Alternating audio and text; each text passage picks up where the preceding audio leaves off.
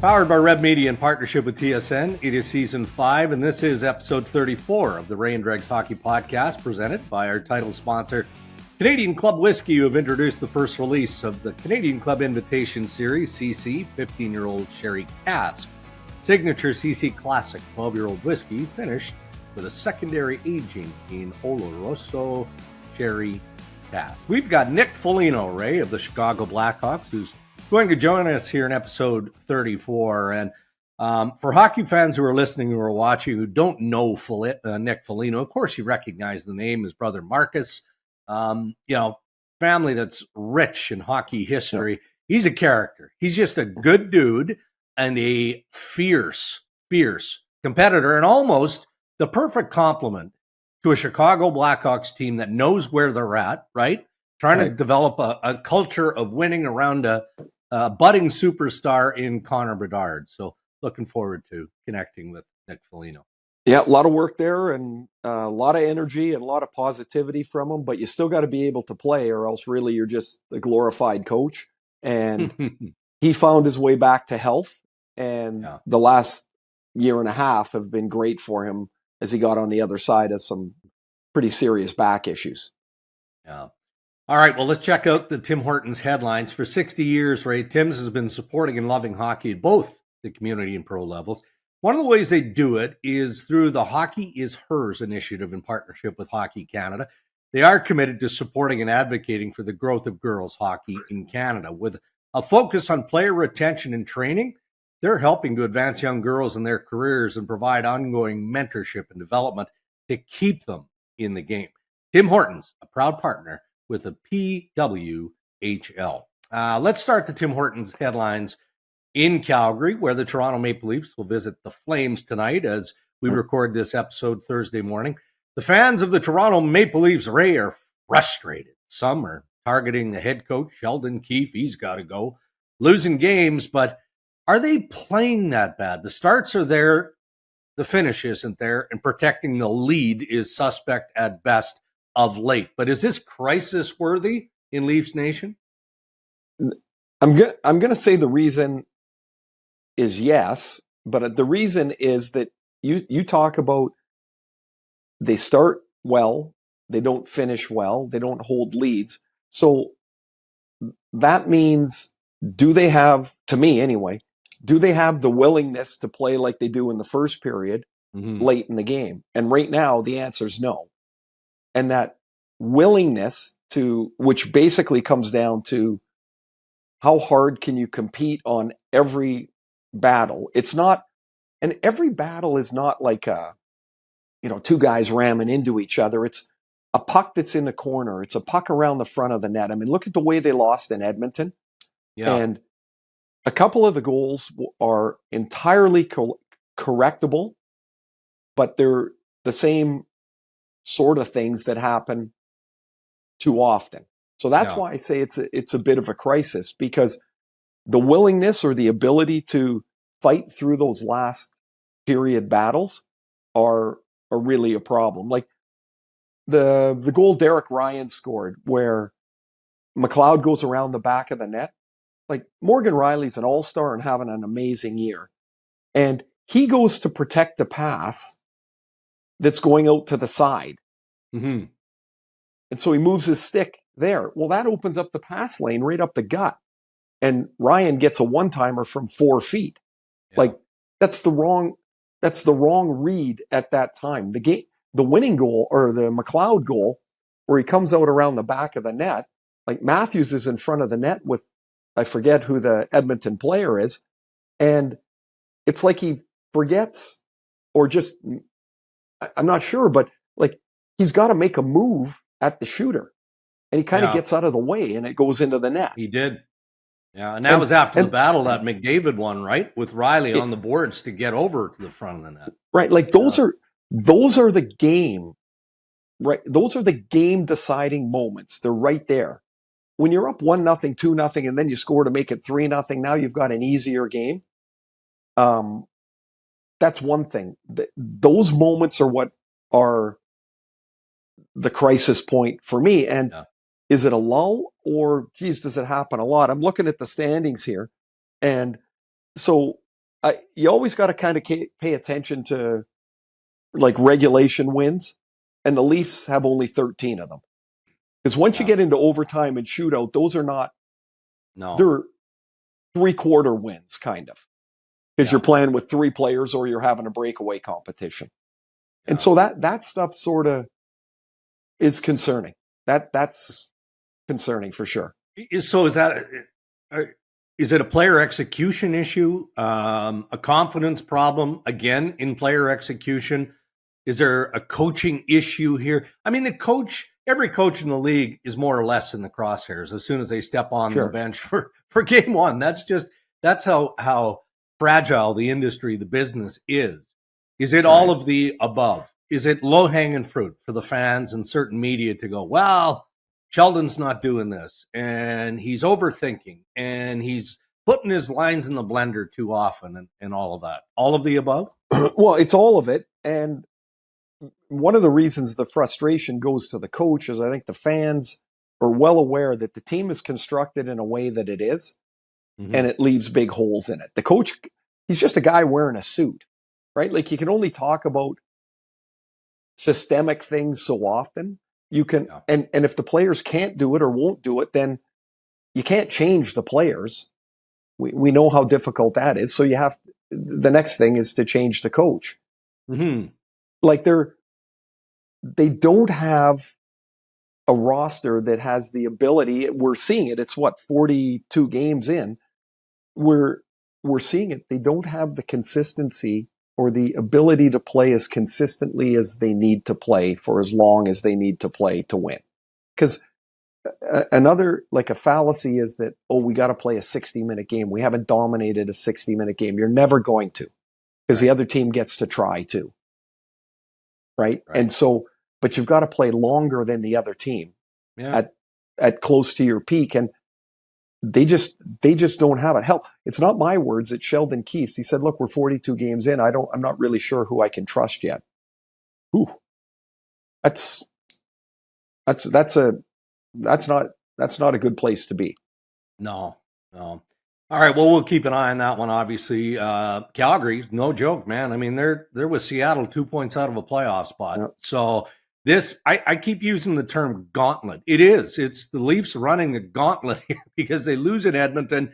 Calgary's no pushover. Oh, then you've got the Vancouver Canucks, and then you've got the Seattle Kraken. Yep. So a thought on Calgary going into this one, because this team has to be hungry. They are. I mean, I don't know, 2 weeks ago, I had pretty much in my head said, yeah, they're probably done.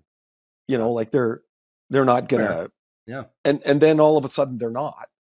And they've become a harder team to get through. Like they beat Arizona in overtime the other day. Kind of out of nowhere, Blake Coleman's got 20 goals.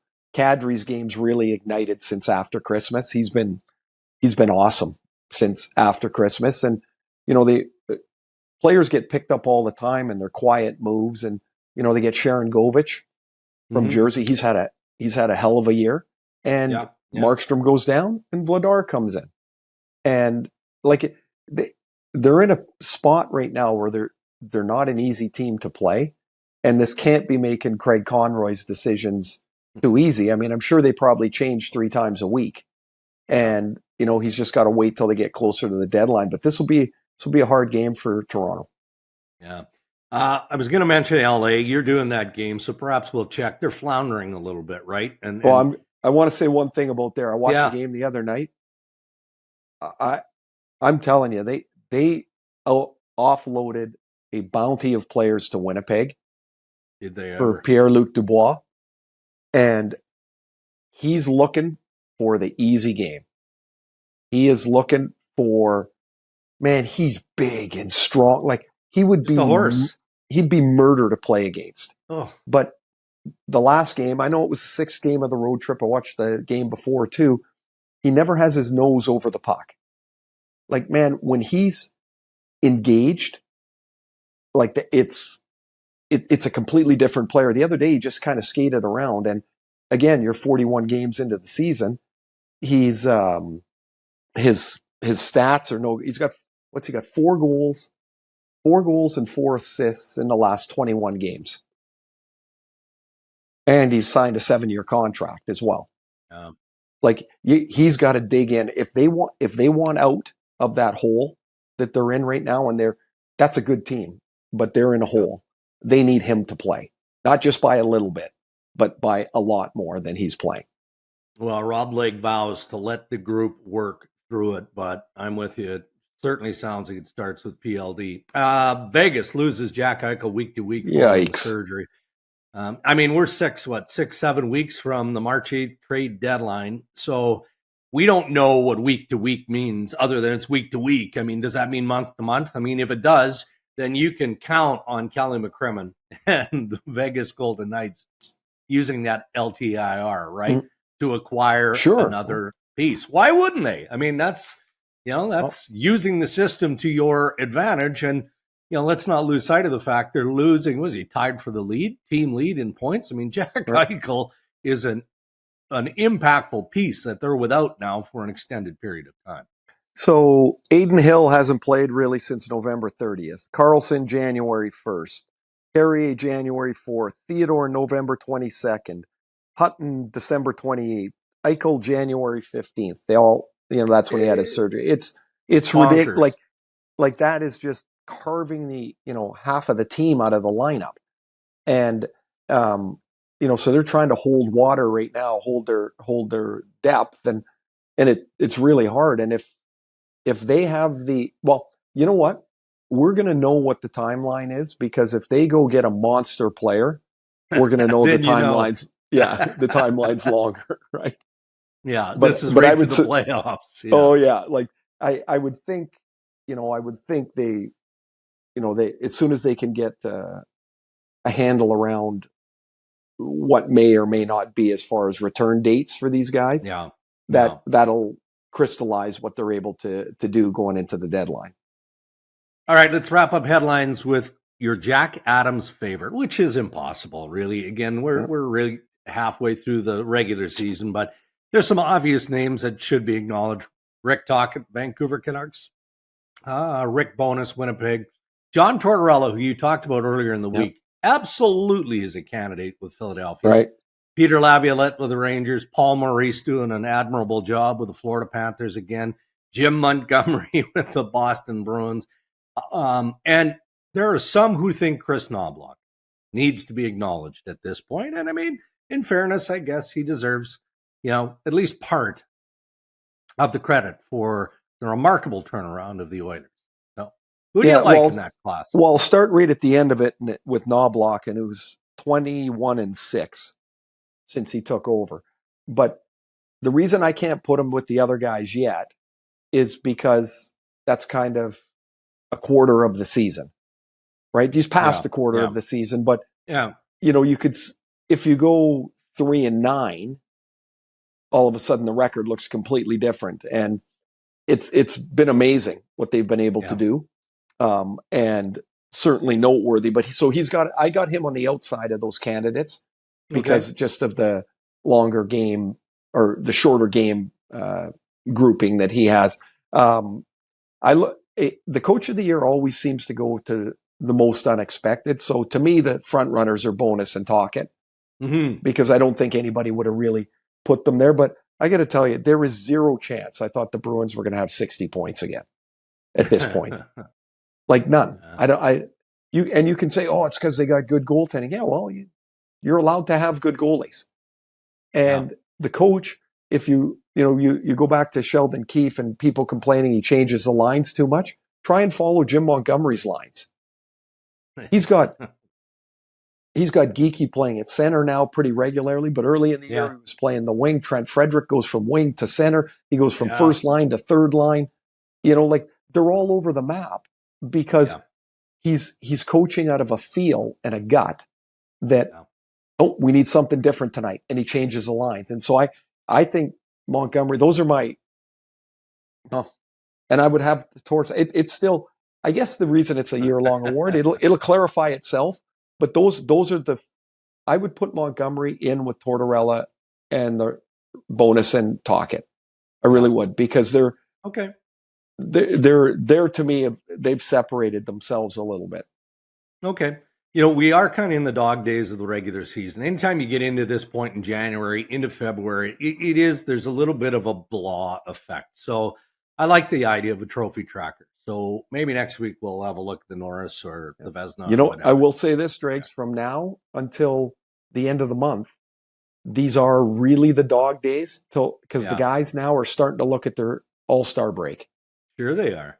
And you get just a little off of focus and points can slide away pretty quick on you here. Like these are important couple of weeks. Those are your headlines. Thank you, Tim Hortons. For 60 years, we've been beside you, loving hockey. Through the highs, the lows, and everything in between. The game's come a long way, and together we can take it further. Our interviews on Ray and Dregs brought to us by Canadian Club Whiskey. They've introduced the first release of the Canadian Club Invitation Series, CC 15-year-old Sherry Cask, all the hallmarks of classic Canadian Club with the added richness and sweetness of sherry. All right, thrilled to be joined on the Ray and Dregs Hockey Podcast by Nick Foligno of the Chicago Blackhawks, who's kind enough, Ray, to join us from the practice facility in Chicago. A lot going on for you, Nick. I mean, you're recovering from the fractured finger, so give us an update on when we should expect you back in the Blackhawks lineup. But in the meantime, you got a lot of stuff going on the home front as well that's keeping you busy. Yeah, no, it's what happens when you get injured. The wife piles it all on. Says, "You want to be injured? Here you go." So busy with the kids, but no, it's I'm hoping to be back soon enough. I mean, it feels weird. I don't think Ray, you'd even be out with this thing. So it's tough. Back in the day, I think my dad's already tripped me 5 times, but I gotta let it heal. Like this place, I guess, kind of easily here, but it's not good for the ego when you walk around the room and you just have this thing keeping you out of the lineup. But I mean, I'm terrible to be. I mean, I think you've seen Connor. He's awful to be. I have already noticed as an injured player, he doesn't listen to anything.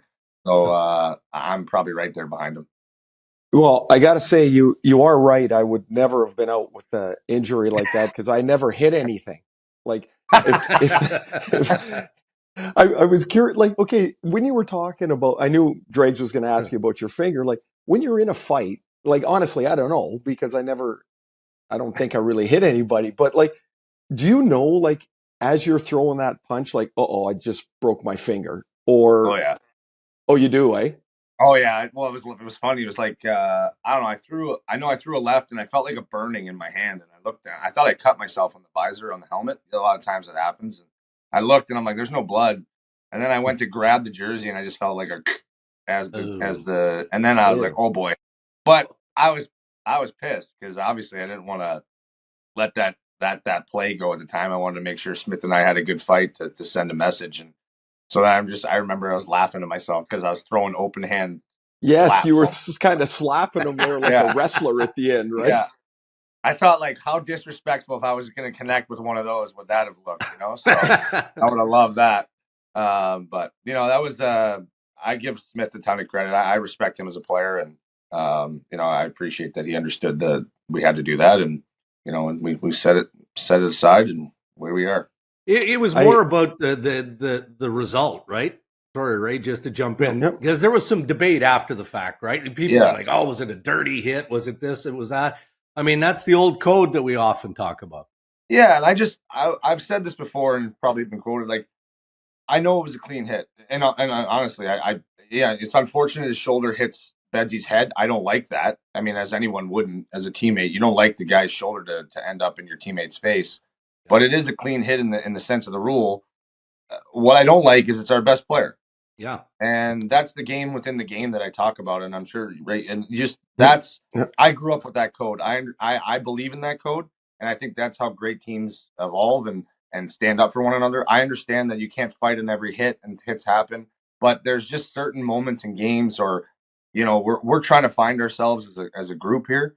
Our best player, who's never played in the league before, gets taken advantage of a little bit, maybe not knowing and understanding that you can't cut through the middle like that. And one of their players who plays like that steps up and is trying to send a message for his team. It was a physical game even before then.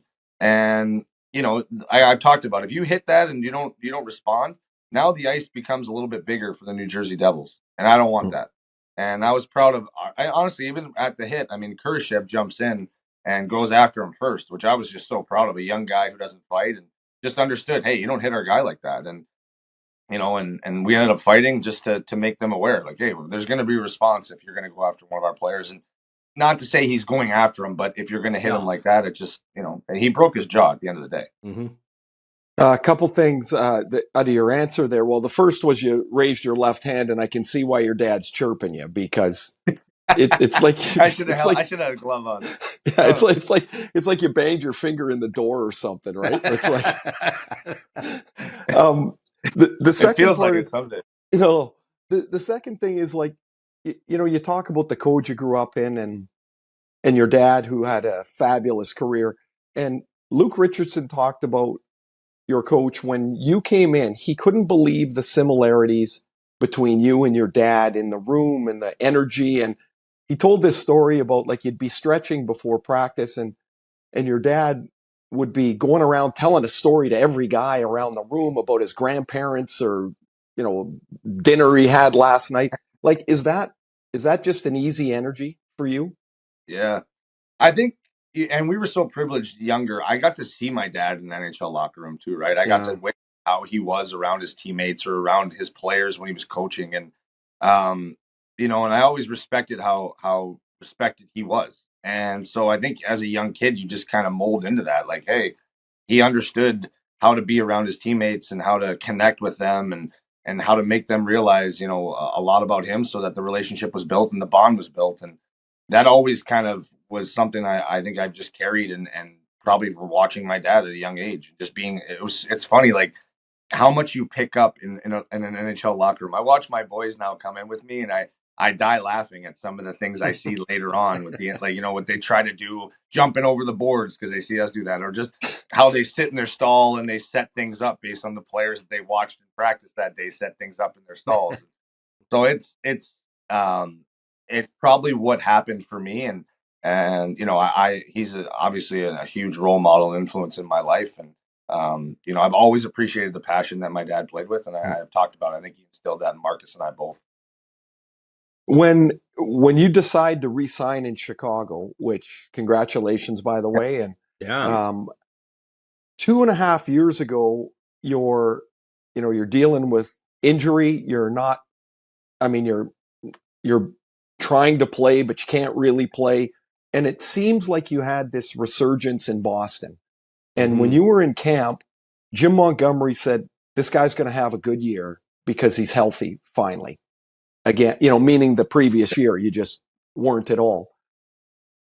Was it just health, or what gave you you look like a completely different guy again last year? You look like what you were prior, I guess, to your injury. Maybe that's easy, but you just look like a different guy again. Yeah, honestly, it is all that. It's the first time ever dealing with an injury. I think the disappointment that I went to Toronto, was so excited to go to that team and help, and I couldn't. And it wasn't because of it wasn't lack of try. It was literal health, and it pissed me off. And I'm sure I took a little beating and didn't appreciate the fact that you can't really stand up for yourself, because that's not it is what it is, right? Like, I didn't play well. I couldn't play well. And that was disappointing at the time, because I really felt like I could help that group. And when I was healthy those first 4 games, I really felt like I was. We were winning, and it's too bad that going into the playoffs, the most important time is when it struck. But and I think, honestly, then you go into this mode where you go to Boston. I'm so excited. Patrice calls me, hey, we really need you, and then you get there, and the wheels kind of started to fall off, and I'm like, what is happening to my body? It's the first time as you get, and then you're starting to think, like, is it age? Is it finally all these years have caught up to me? And I think it was just, honestly, that I never really fully got healthy and was able to train.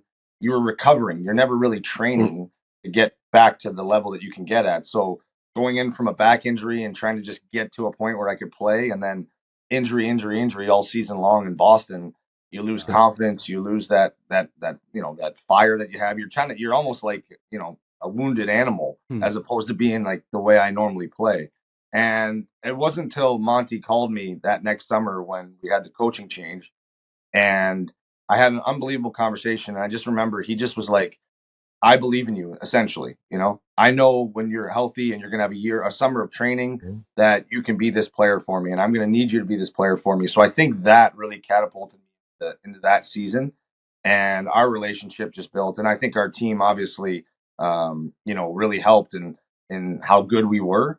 But I know in that year too, I also realized, like, I think I had more to give. Just the role that I was playing in, I couldn't, and that was fine. I was going to give the best. That group was so special, and we should have won a damn cup. It pisses me off to this day. I don't think you're going to see a better constructed team in a long time with just the way we set that up. But that really is what kind of started me in the direction of going to Chicago and saying I got more to give, and kind of got my swagger back, and Chicago's allowed me to kind of do that. And I give Boston I give Monty a ton of credit. The group that we had in Boston that really I bonded with and enjoyed the players on that team so much. And I think that's where the love of the game and the passion really started to come back. And now I'm bringing that into Chicago and really enjoying that here, and hoping to help the team with the way I'm playing now. Yeah. Was it?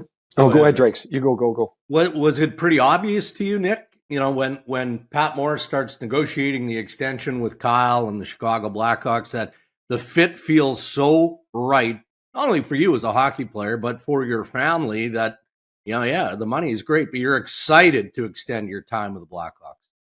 Yeah, that's where Pat Morris, best agent in the world, comes in. But he honestly was, and in this summer, because I think it was difficult. Like, right, I've never won. I've gone to the second round. So the competitor in me is like, I need to win. This is driving me insane, And then talking to my dad, who's never like, that's something that I'm hungry for. But in speaking to Pat, and we've talked about this in my career, you can't pick a winner.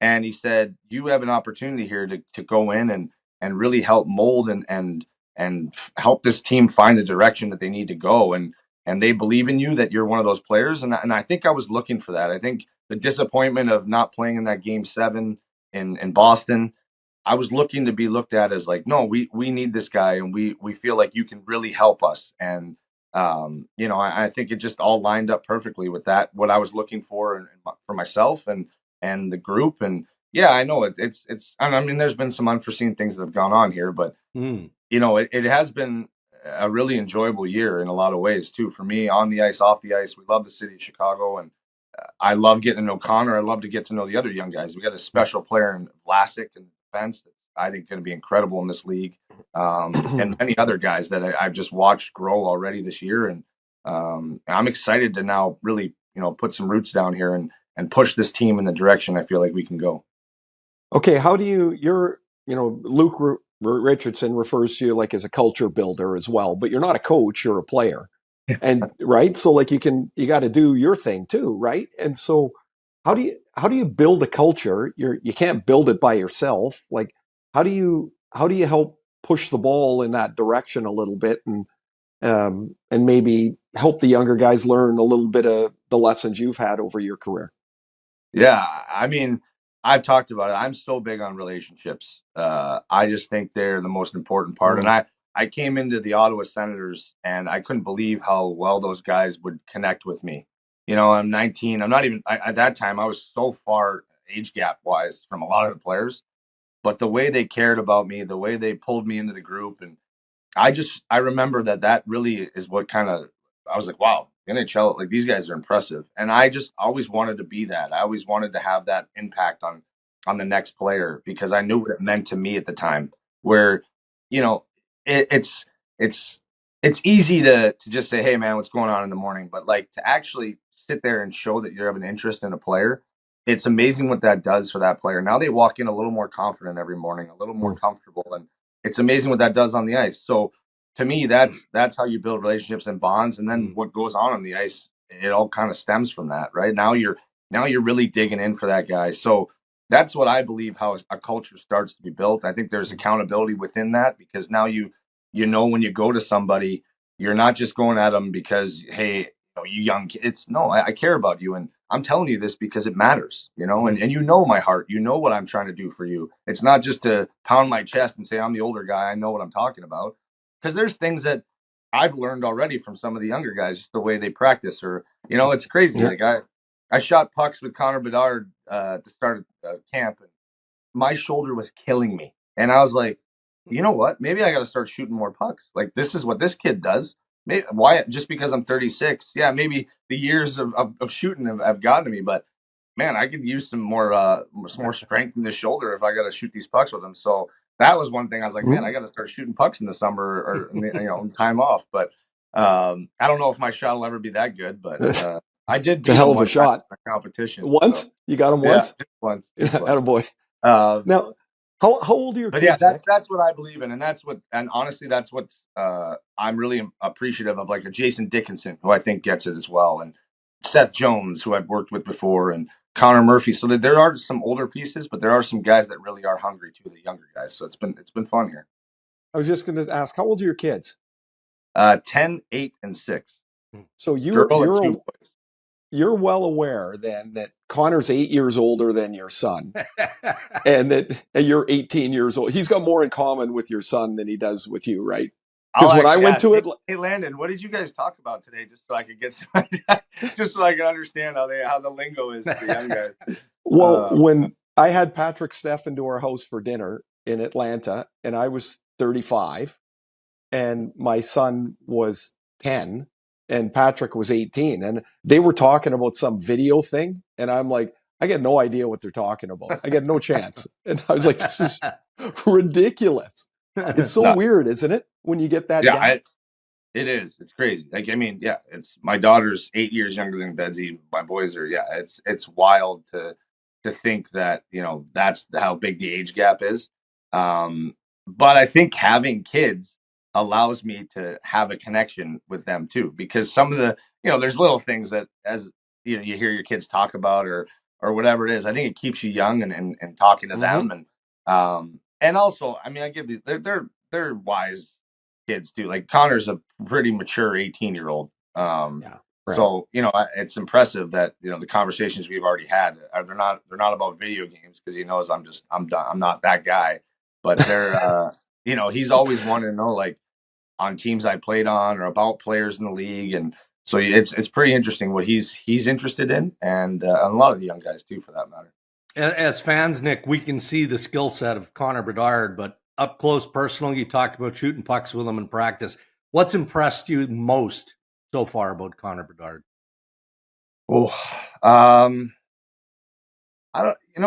I guess what's impressed me most is, when you play with somebody and you're expecting them to be this player, you meet somebody and you're like, oh, I put you on a pedestal, and and they I hate to say it, sometimes they disappointed. I won't tell you who those people are, but they just kind of disappoint. I feel like Connor hasn't. I feel like Connor's as hardworking as he looks like he is on a clip, or he's as diligent about his game, his body. He's as good a guy as you hear in the room. So I just appreciate that. I think that's something that's hard to find nowadays. And at 18 years old, he's a kid that kind of lives up to the hype of who he is. And I think it's just because he's well grounded and well raised, and so he's not caught off guard or influenced by things that don't matter. And that's probably the best compliment I could give him, because the hockey skills, I mean, there's a lot of great players in the league, but yeah, the way he shoots a puck, does it remind me of some players? Absolutely. At 18, I mean, look what he's doing with not a ton of help around him. And, I think it's just impressive the way he's handled himself and never really shown any difference, even when, it's been a difficult ride for us this year. When I'll go back to Atlanta for me, because you guys, you're not the same, thankfully, but like, you don't win all as much as you probably should. Like, as this culture changer or culture builder, you play a great game, you lose 4-2 in an empty net goal. When you're sitting there, you're like, man, that was it. Like, we played really good. Like, how do you not let these young guys become frustrated with a loss that kind of slides away? Again, is that experience, or is that like, hey guys, that's just the way it is, and let's go to work tomorrow?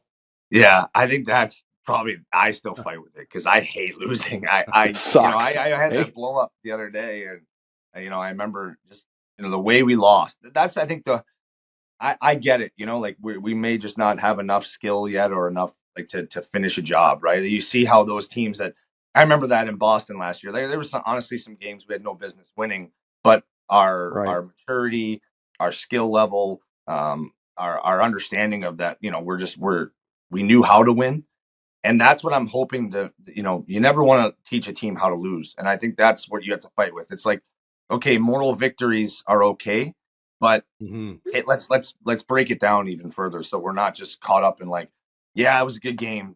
But it's like, yeah, but we didn't get to win. And like wins matter in this league. It matters so much.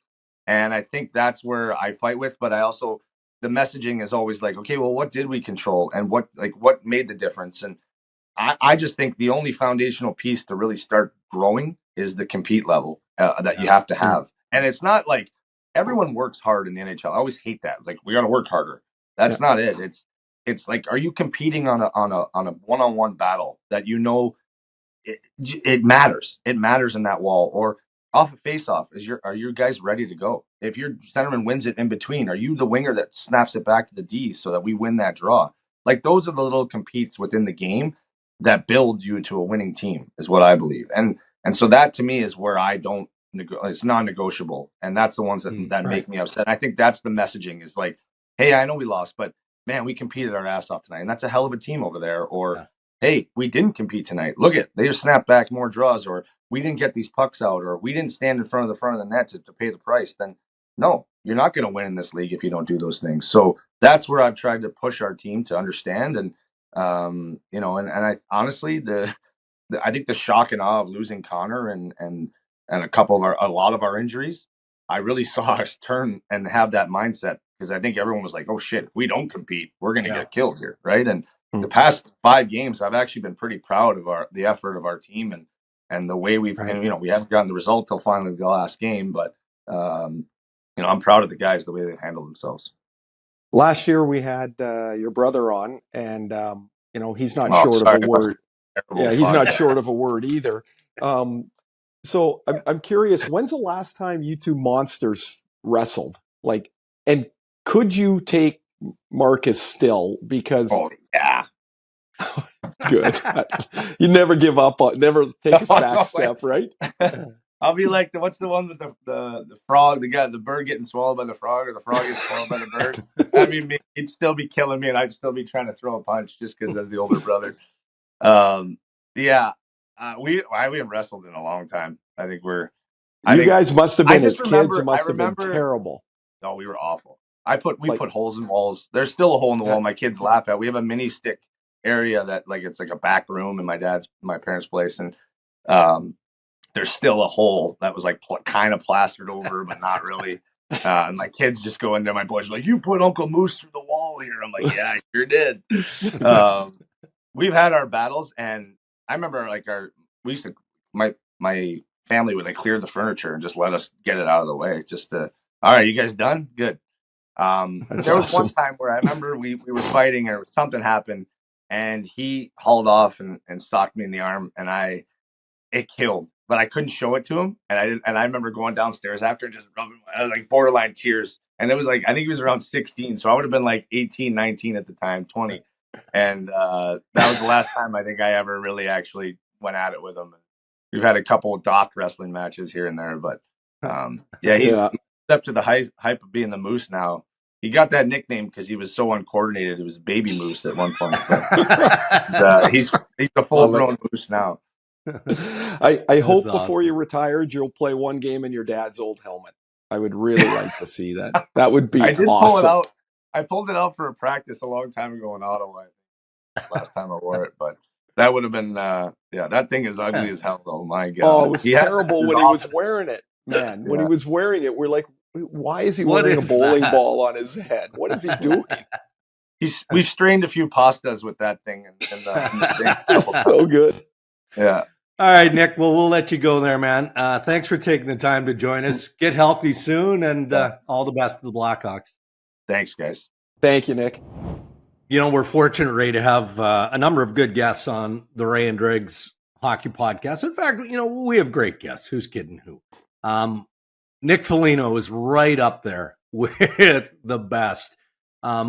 just for a variety of different reasons. But as I'm listening to him, number one, he has fun, but the passion and how he wants to approach the game just pours out of him. You get that. But I'm listening to him and I'm thinking, geez, I don't know, man.